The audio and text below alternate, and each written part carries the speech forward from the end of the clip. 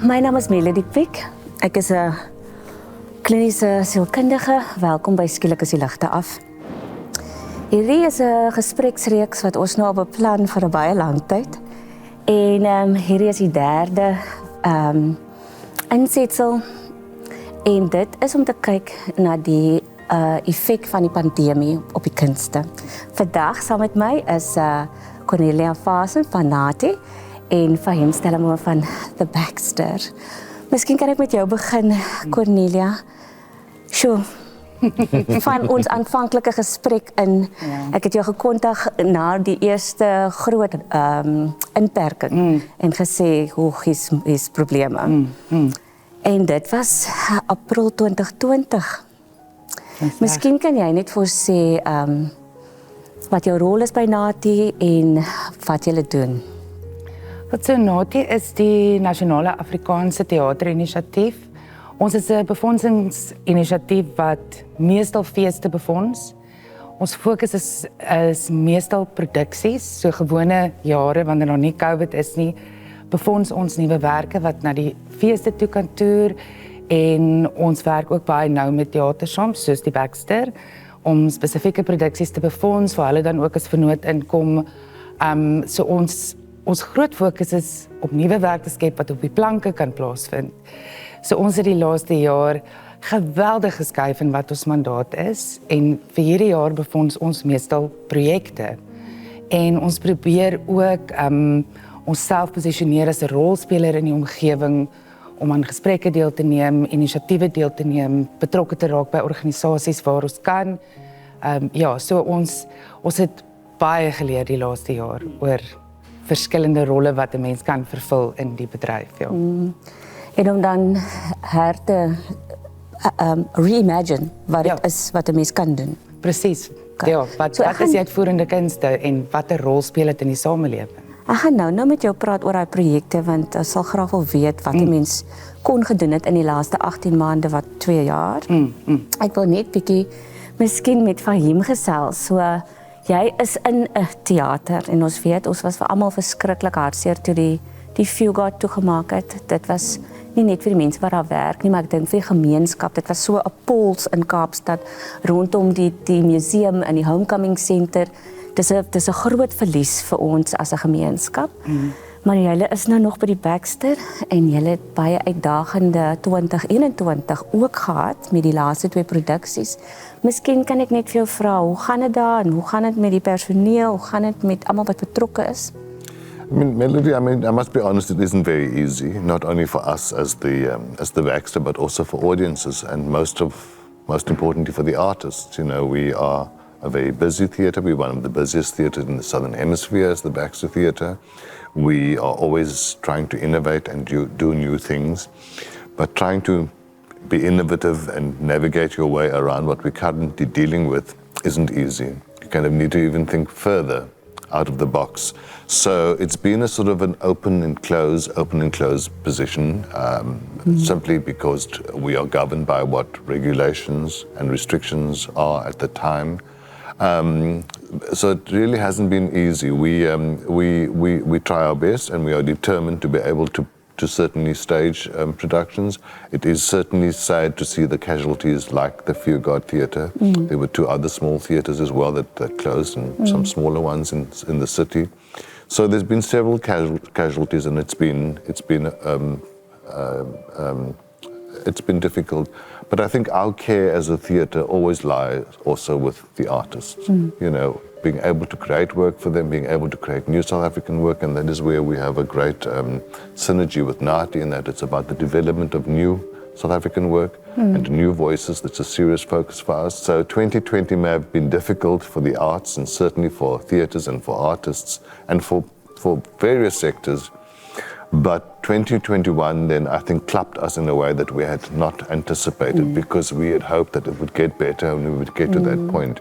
So there are various things in place at the moment and we can talk about that later on, for example, what those of us in the arts are doing and institutions like the Baxter and Natie and other organizations are doing and how people are able to become part of something to try and make it work. But you know, you've got to you've got to reinvent, you have to recalibrate, you have to renegotiate all the time, and those are big words. Those, in terms of what comes with that responsibility.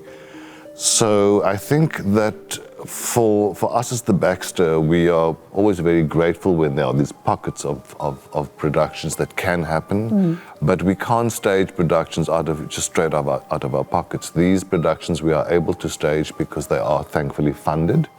To play to 50 people is impossible. Is not possible. Fahiem, the most recent one that got cancelled that I'm aware of was the case of the Spider-Woman. So I guess what I would like to understand is when you make that call, who makes that call, and what happens behind the scenes? What is the anxiety or the feeling or wat voel mense as jy nou na die mense toe moet gaan wat nou gerepeteer het en hulle is reg, want die opening was 'n Saterdag matinee. Ja. En ons het die SMS'e die vorige dag in daai vroegie oggend die e-posse gekry. Ja. Wat gebeur in daai 48 uur voor dit? Yeah, so it's a panic process because you are ultimately thinking about the good of the production, the good of the people in the production, the good of the audiences.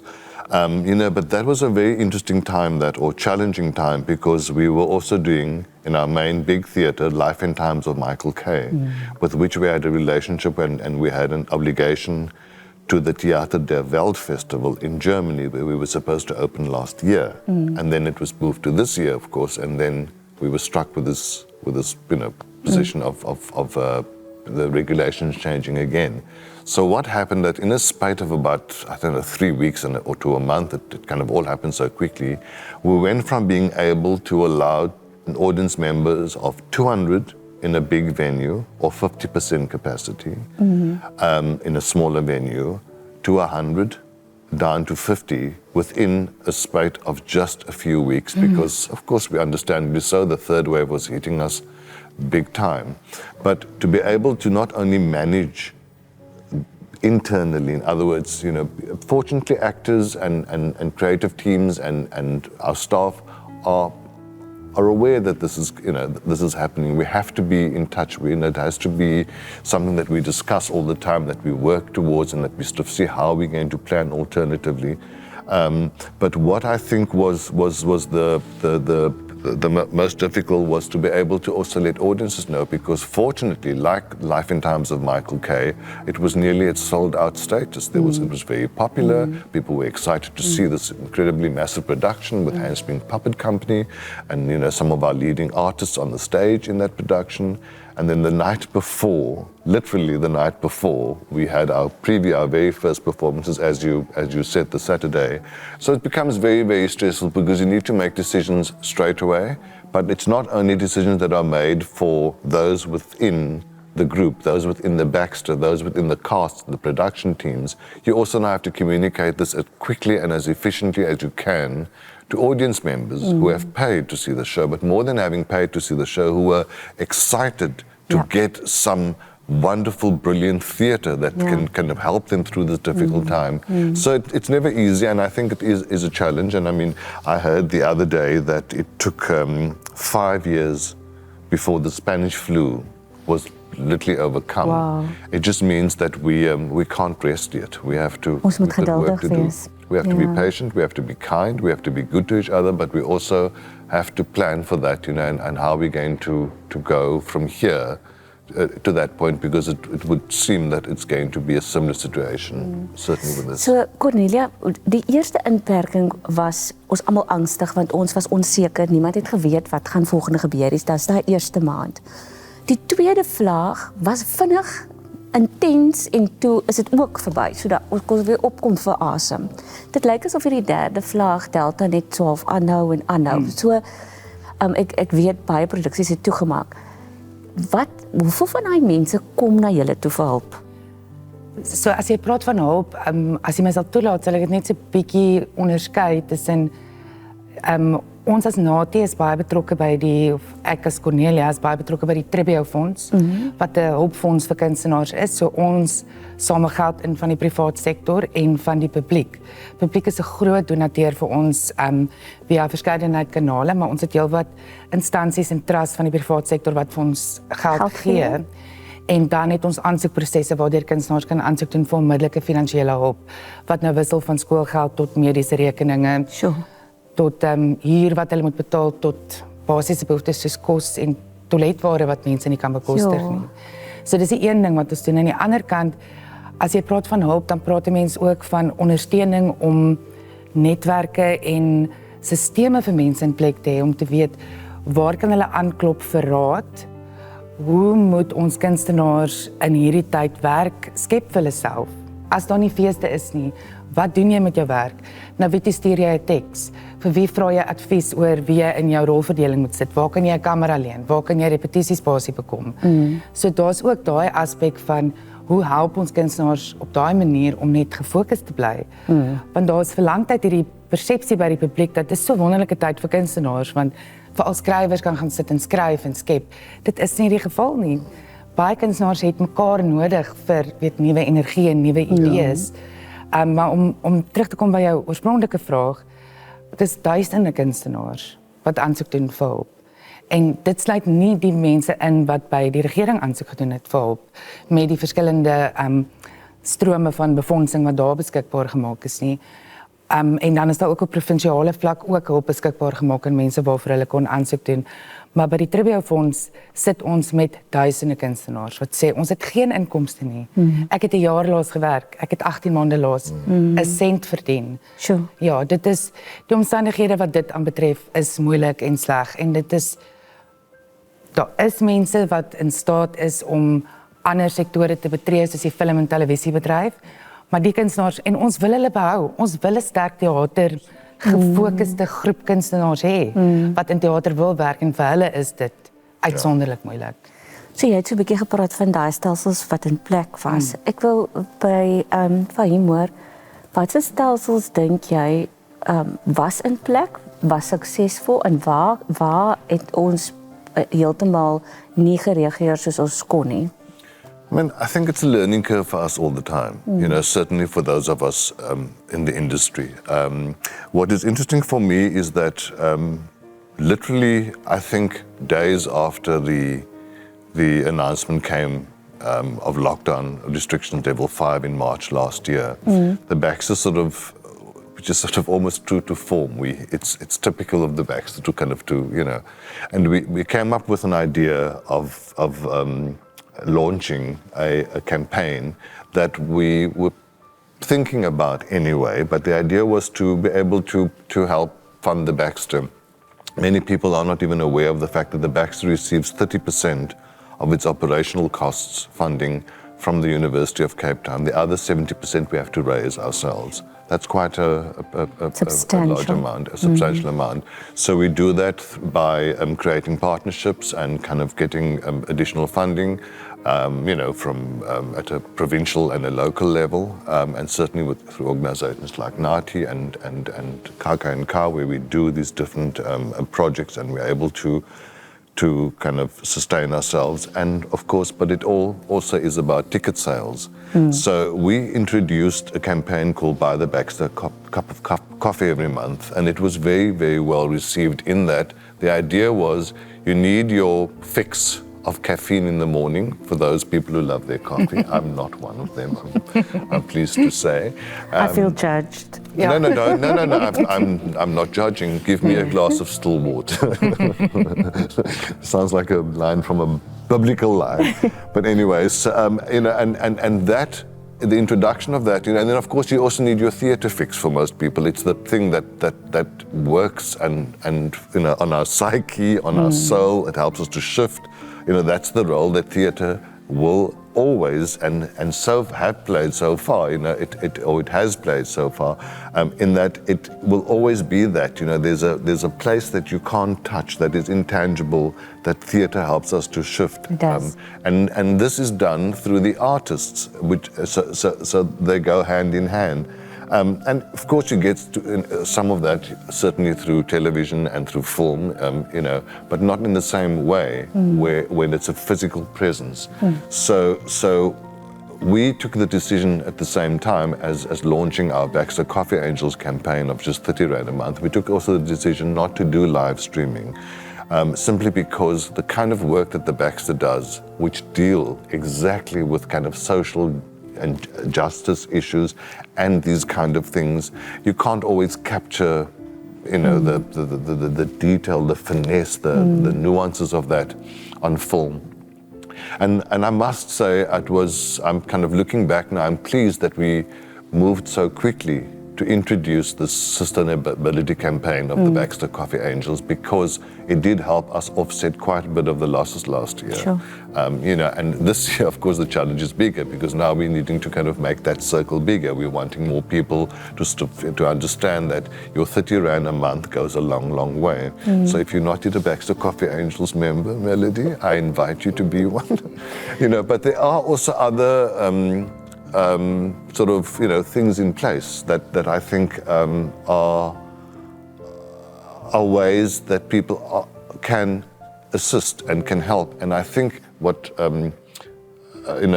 judging by just what we've heard from Cornelia about the thousands, it is literally that. And I have to say, I've been quite disappointed watching these family meetings that the president has called, because what for me has been interesting is that for the most part, all the sectors are singled out. So you will talk about hospitality, we will talk about sport, in sport, etc. And what do they call it? The after cry or the afterthought? Oh no, the thing after when after tears. After tears. Yes, that's the funeral after the funerals, those sort of things. It talks about hospitality, talks about tourism. So all those sectors are really mentioned and covered, and yet I haven't once yet heard specifically a reference to the arts and to theatre.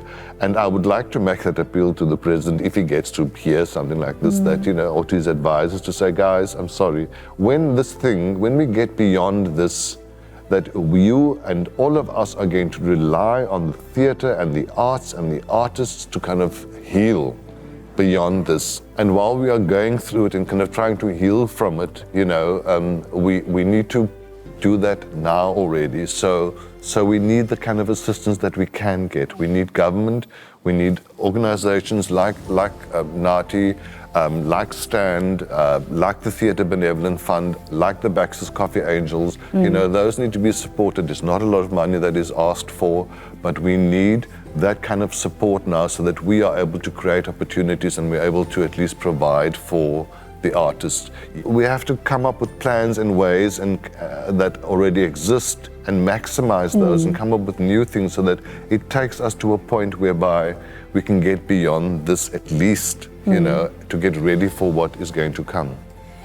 Dit voel vir my dat die kunste was reeds voor die pandemie, was dit 'n weerlose industrie.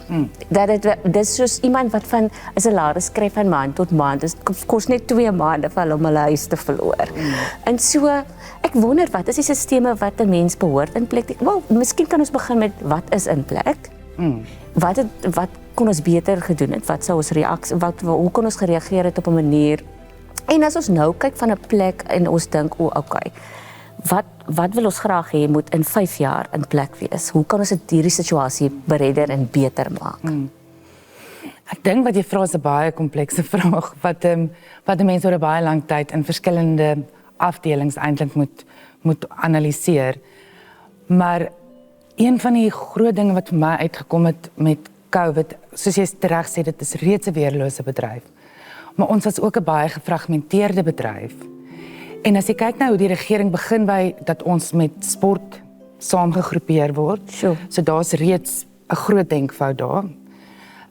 En dat sport is natuurlik 'n baie geldige afdeling binne die regering, maar om kuns en kultuur en sport saam te voeg, sê vir jou reeds daar is 'n probleem. Hoe dit dan verder affilter na hoe ons kyk na wat die kulturele praktyke genoem word in die bedryf, dit word ook net saamgegroepeer. En dan word aangeneem dat een sektor namens 'n ander kan praat. Dat musiek en teater en dans en skrywers en dat al die sektore alles net een groep mense is, wat ook glad nie waar is nie. Daar's baie spesifieke behoeftes en ons moet baie meer saamwerk en meer met mekaar gesels. En dan as jy dit verder afbreek na die deel waarvan ons deel uitmaak, die performing arts, as teaters, befondsers, feeste, kunstenaars, aktiviste, politici. Vir die eerste keer voel dit vir my vandat ek in die bedryf is, die laaste 20 jaar, is daar 'n behoefte om te sê, maar goed, kom ons hergroepeer, kom ons praat met mekaar. Ek vorm deel van die Tydens Skielik, en ons probeer om 'n rol te speel in hierdie gesprekvoering. Dan sou ook die Stand Foundation wat navorsing doen, wat inligtingssessies doen, opleidingssessies vir kunstenaars om te sê, ken julle bedryf, verstaan wat die wetskrif sê, verstaan wat jou regte is as kunstenaar, verstaan waarop jy geregtig is, want vir so lank, ons is so gewoon aan om te sê, die regering is disfunksioneel, ons gaan nie eens probeer nie. Maar daar's ook 'n behoefte van die regering se kant, kom ek nou vir die eerste keer agter, om ook met ons in gesprek te tree.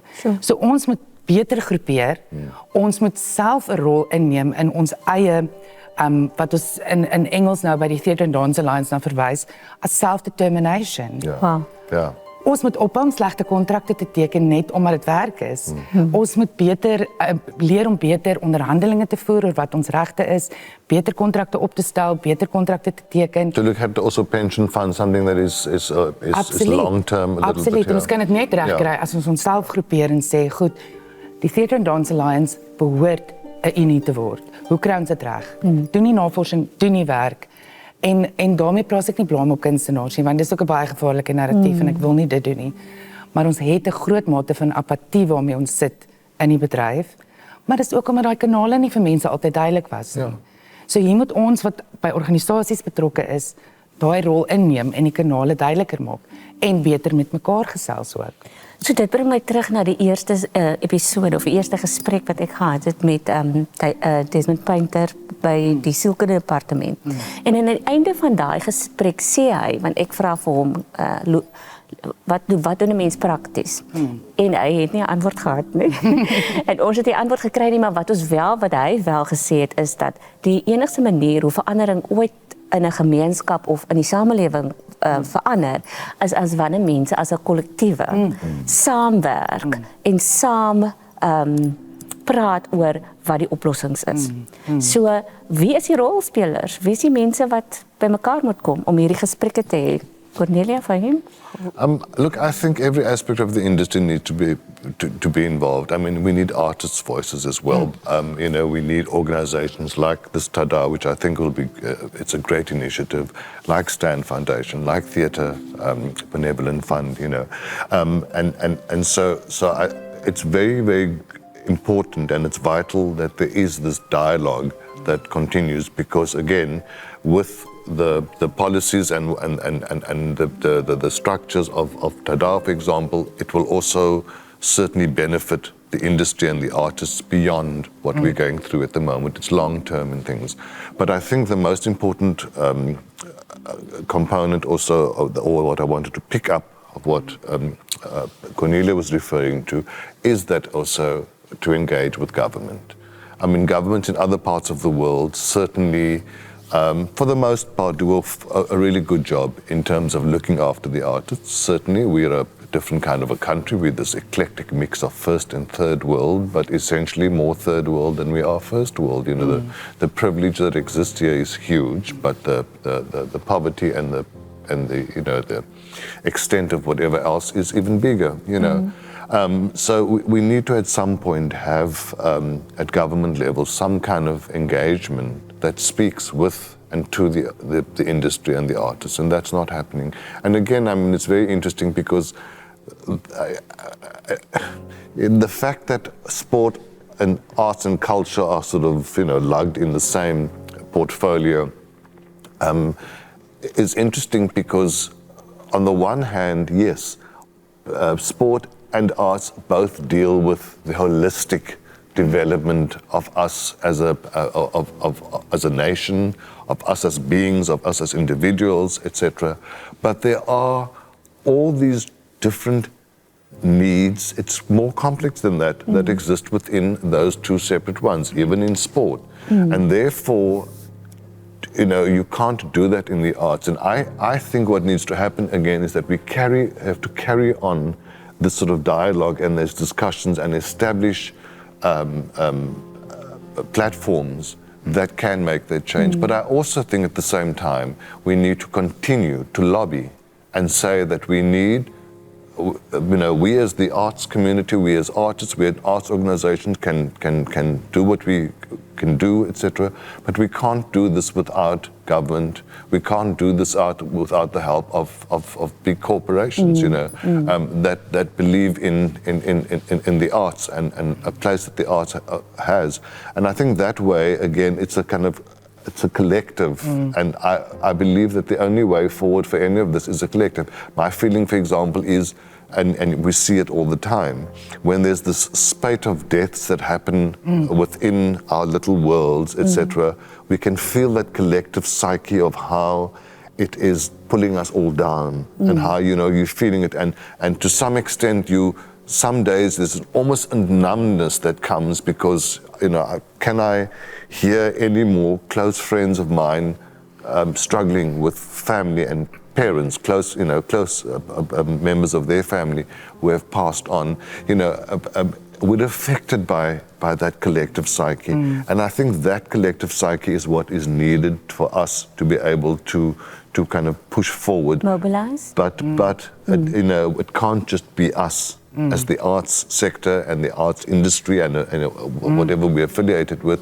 We need those other legs and other tiers like government to be a lot more caring, to be a lot more open and a lot more engaging, and certainly corporate sector and wherever else, however else we're able to do this. Because again, for me personally, what has happened with COVID is that there are many lessons that we should have learned so far. We haven't, and let's hope that we will turn around and slowly start learning many lessons about how we interact with ourselves, with our families, with our communities, with each other, that take this time now instead of say, what, here we are, let's, as a union, let's help each other through this. It's the only way. I find for the most part, sadly, that there's been more chaos that has come with it. But that probably is also, you are the sielkundige, so jy sal beter weet. Ek dink onsekerheid is die ding wat vir mense in 'n chaotiese plek sit. So as 'n trauma gewoonlik gebeur dit hou op en dan kan jy begin werk aan hoe om dit te verwerk. Ek dink die uitdaging met hierdie pandemie is, ons weet nie, steeds weet ons nie. Ons sien ongelooflike goed rondom ons, verlies, mense wat doodgaan, mense wat regtig hulle huise, hulle hele lewe val in mekaar in. En dan weet ons nie wat die uiteinde is nie. En dan is daar goeders rondom vaksines en goed wat nog meer angs opbou. So ons is in dit en hoe hanteer 'n mens 'n trauma waarmee jy is nog besig met dit. So hoe bemark 'n mens die kunste as iets wat 'n regte transformasie binne in mense? So dis nie iets wat van buite af kom nie. Jy sien iets, jy sit in 'n teater, jy huil, jy het 'n emosionele ervaring. Is daai boodskap daar buite dat ons eintlik hierdie getraumatiseerde land van ons, dat ons of die kunste die moeilike gesprekke het, dat die moeilike gesprekke nie iets is wat jy vir iemand sê nie, maar dat dit 'n wesenlike ervaring is. Kom daai boodskap uit? Ek hoop regtig, want dit is wat 'n mens optel by mense.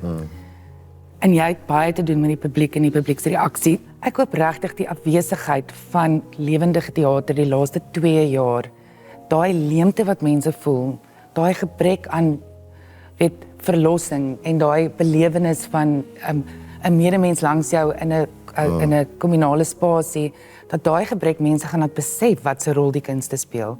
En ek praat meestal namens teater, maar ek sluit alle kunsdissiplines daarbey in. Ja. Ek hoop van harte dat mense gaan besef, dit is wat ek gemis het in my lewe die laaste 2 jaar. Okay. Ek gaan 'n moeilike vraag vra en dan moet julle nou, ek gaan koes vir dit, né? Before you get to your difficult question, I wanted to add on to what Cornelia was saying, is that experience of being in the room with the actor, that moment is really just that moment. It, the responses, the reactions from the audiences around you, whether it's laughter for humor or whatever it is, kind of moves through you and helps you to shift. With the actor being on that stage and you kind of feel that presence, you feel that emotion, all those sort of things. And I think anybody who hasn't thought about how theatre works and how that is achieved by now, should think about it, because we know this is what happens. We know the feeling that we get when we shift. We know when we see something that is so deeply penetrating and that we've loved and trying to work through it, and it sits with us for days. There's nothing else that can help create that. So that is the role that theatre can and will always play. It's existed since the early Greeks. But Fahiem, I think it sits longer than just a few days. Well, I think I try to get rid of it after a few days. Genoeg now, let me just get on here. Yeah. But that's absolutely, it's longer. So I think that what is fundamental is that, look at all the big provincial and sort of, sporting teams. There's always a company associated with branding rights that goes with them, and I think here again, and I hate to go back to it, but I think that when there is commitment, when there is vision, when there is appetite and drive at a national government level, that then these sort of things will help to fall in place. When everybody realizes that the importance of this and not just the one over the other, then you realize that in order to build a cohesive, healthy, well-endowed society, we need to be able to not cast a blind eye or look the other way when it comes to the arts, but fundamentally get involved at grassroots level to build it up. So nou dis nou net waar ek by op kom by die grassroots. So die kunste, of dit nou klassieke musiek is, om na teater toe te gaan, om na musiekuitvoering te gaan, of dit is 'n baie spesifieke ding wat 'n mens blootstelling kry wanneer jy van 'n sekere konteks afkom. So ek onthou dat ek in matriek het ek na teater toe gegaan, dit was ken leer. Ek onthou die akteur, hy was nou die dag dat hy in 'n Afrikaanse ding gespeel op en af op netwerk 24. Ek kan nou net nie sy naam onthou nie, maar dit het so 'n indruk op my gelos. Dit was nogal 'n groot ding vir my om iemand wat soos ek lyk te sien wat ken leer doen. Ek dink die ander was gewees die eerste keer toe ek District 6 gaan kyk het, toe dit uitgekom by die eerste keer. District 6 the musical.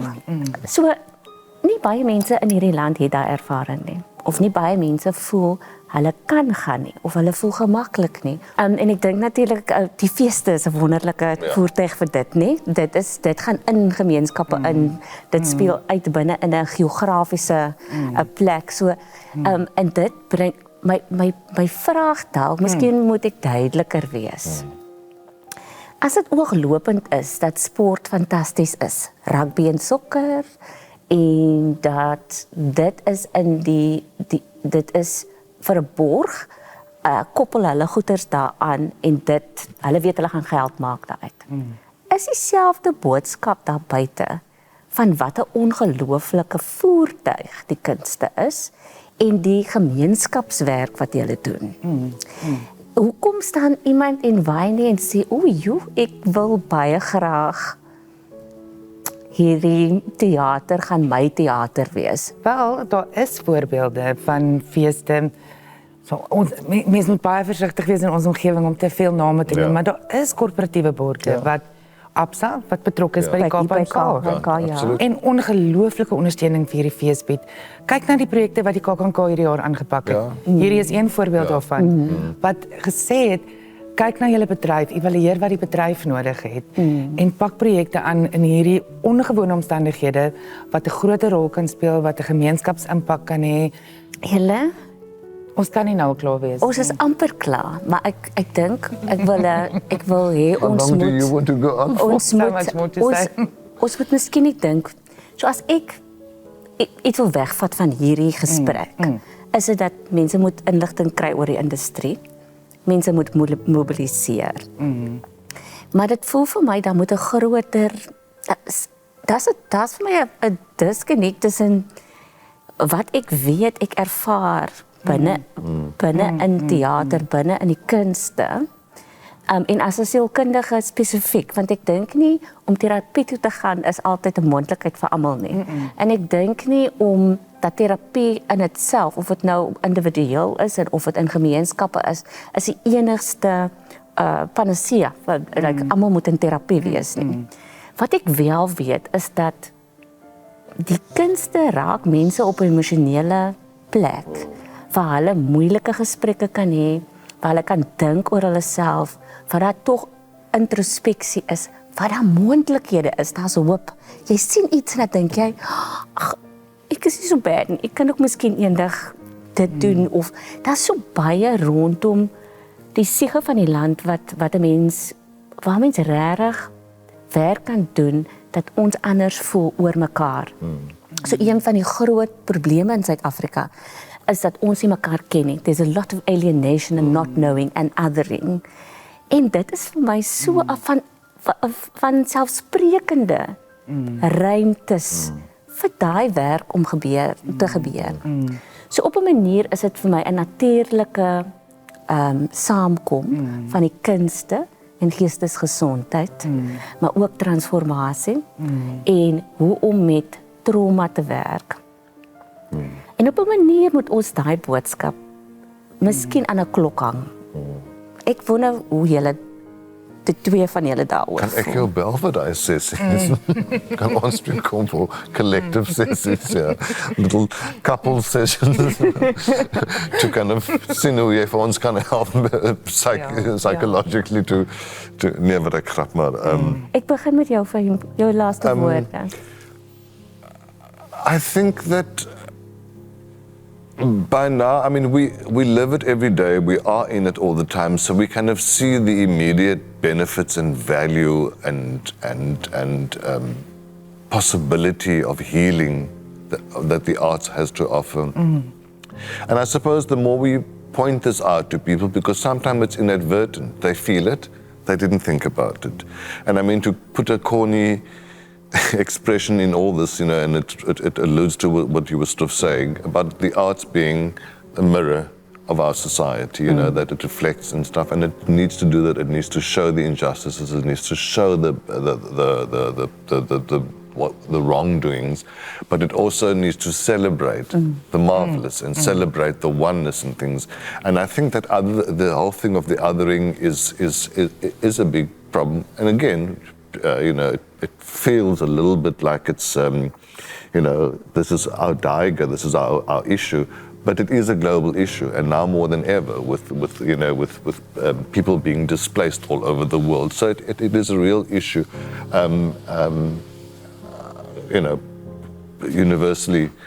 But I think the starting point is the one of us just being kind, just being caring, just being able to understand sort of that artist who's on that stage having to do that every single night and sometimes twice a day. You know, I mean, think about that for a minute. It takes a lot.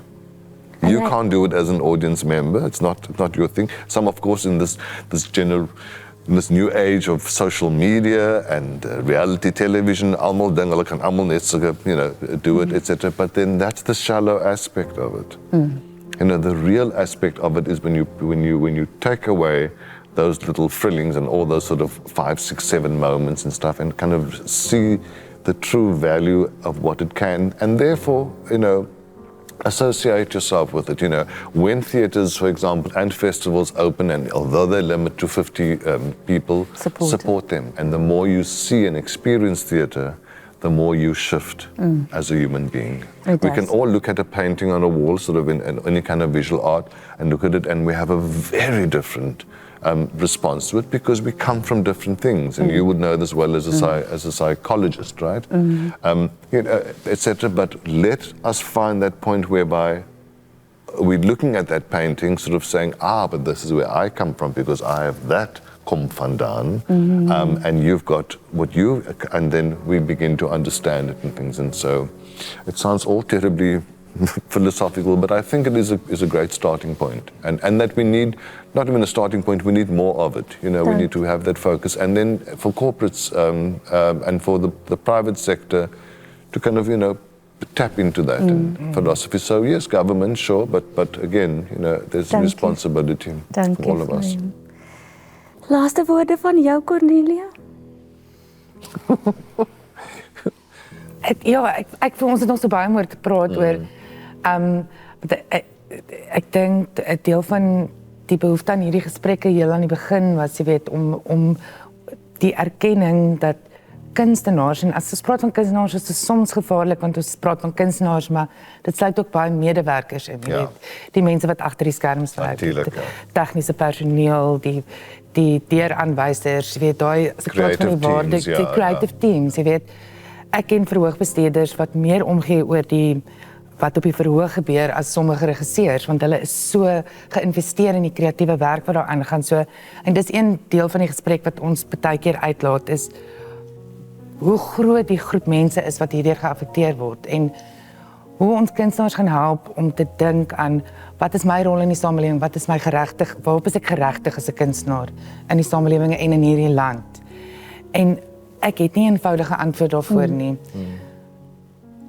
Die oopmaak van teaters, die plaasvind van feeste, seker die mees obvious antwoord om te sê, dis wat ons nodig het, dis waar ons gewoonlik ons gemeenskappe vind.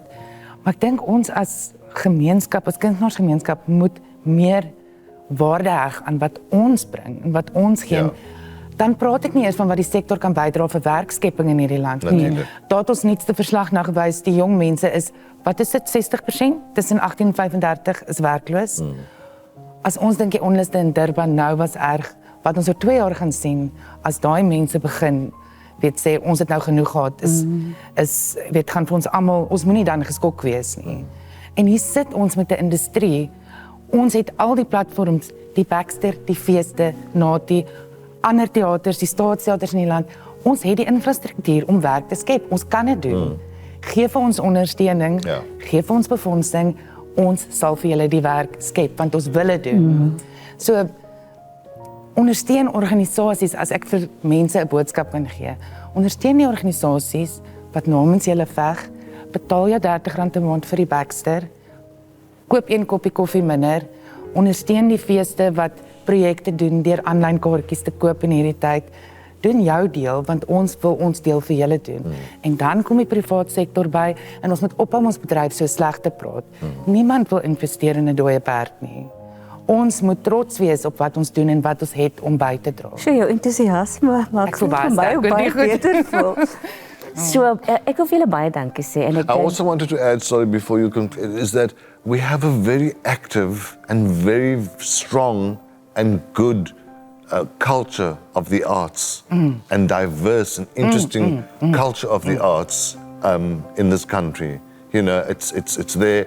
The Cape Town before COVID was thriving as a theatre hub. The others in other parts of the country as well. So it exists there. So that is what we are doing. We need everybody to also come in on it. So ek dink wat ek wegvat van dit is dat ons wetgewing nodig het. En ons het beleid nodig. En dit sal aanwys waar befondsing gekry kan word of gegenereer kan word, maar waar ons nou is, moet ons wetgewing en beleid aanspreek. Julle, baie dankie. Dankie vir jou. Dit is 'n wonderlike gesprek. Ek hoop dis die begin van vele. Ek moet sê ek mis die teater. Ek mis dit. Ek mis my fix Fahiem. Ja, nee, dankie Melody ook dat jy die gesprek met ons gehad het. So wat jy kan doen as jy teater is, is kom in September Baxter doen. Dit is fantastiese opsies. Fantasties. Baie dankie. Dankie, Melody. Dankie julle. Mooi bly.